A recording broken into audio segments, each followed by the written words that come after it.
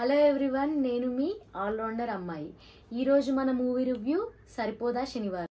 Movie ఎలా ఉంది అంటే సరిపోయింది, కానీ అక్కడక్కడ కాస్త జారిపోయింది. రండి మూవీలో minus points and plus points discuss చేద్దాం. ముందుగా ప్లస్ పాయింట్స్ మాట్లాడుకుందాము. స్టోరీ చాలా బాగా రాసుకున్నాడు writer and director Vivek Athreya. ఇంతకుముందు తన ప్రీవియస్ మూవీస్లో కామెడీ చాలా ఉండేది, ఇందులో కొంచెం అంతగా కనపడదు, కానీ చాలా బాగుంది. మూవీని చాలా స్ట్రాంగ్ స్టార్టింగ్ పాయింట్తో స్టార్ట్ చేశాడు. అండ్ మూవీలో మదర్కి అండ్ హీరోకి సీన్స్ చాలా బాగున్నాయి. అలాగే సినిమాలో ఉండే ప్రతి పాత్ర చాలా బాగా చేశారు అండ్ ప్రతి క్యారెక్టర్కి మంచి రౌండ్ ఆఫ్ ఇచ్చారు.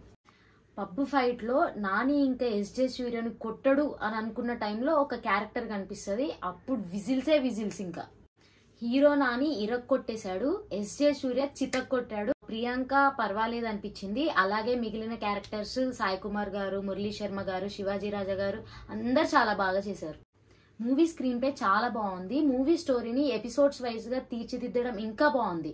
అండ్ లైక్ మొదలు, మలుపు, పీటమూడి, దాగుడు మూతలు, ముగింపు. నెక్స్ట్ సినిమాటోగ్రఫీ బాగుంది, తర్వాత నేపథ్య సంగీతం బాగుంది, ప్రొడక్షన్ వాల్యూస్ బాగున్నాయి. ఫస్ట్ హాఫ్ చాలా బాగుంది అండ్ సెకండ్ హాఫ్ లో ఒక ఫైట్ సీన్ ఎపిసోడ్ అయితే అదిరిపోయింది. అలాగే ఇప్పుడు మైనస్ పాయింట్స్. మూవీలో సోకులపాలెం అనే ఏరియాని చూపిస్తారు. చాలా వరకు కథ ఆ ఏరియా చుట్టూనే తిరుగుతుంది, కానీ మనం కనెక్ట్ గా. ఆ ఏరియా వాళ్ళు ఎందుకంత భయపడతారో సరిగ్గా ఎస్టాబ్లిష్ చేయలేదు. ఒక సిఐని డాన్ లాగా ప్రొజెక్ట్ చేస్తారు, అది కొంచెం అతకలేదు.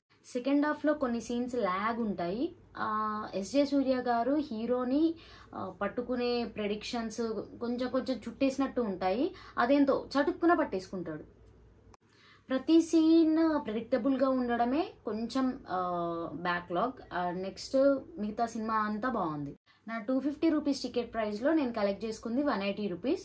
అండ్ మీరు కూడా ఈ వీకెండ్ ఫ్యామిలీతో పాటు అందరూ కలిసి వెళ్ళండి, థియేటర్లోనే చూడండి. No piracy please. Thank you so much.